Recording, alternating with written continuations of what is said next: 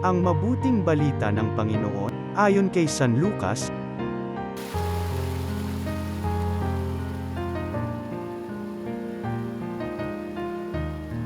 Noong panahong yun, umahon si Jesus sa isang burol at magdamagdong nanalangin. Kinaumagahan, tinawag niya ang kanyang mga alagad, at pumili siya ng 12 sa kanila, na tinawag niyang mga apostol.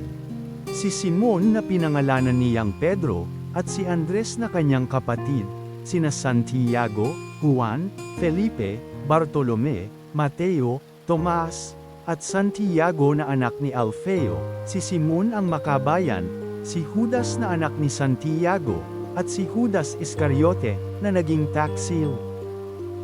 Bumaba si Jesus, kasama sila, at tumayo sa isang patag na lugar.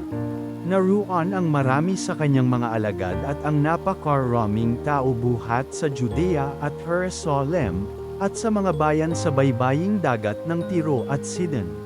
Pumaroon sila upang makinig sa kanya at mapag-aling sa kanilang mga karamdaman. Pinagaling din niya ang mga pinahihirapan ng masa sa mga espiritu. At sinikap ng lahat ng tao na mahipo siya sapagkat may taglay siyang kapangyarihang makapagpagaling ng lahat. Ang mabuting balita ng Panginoon.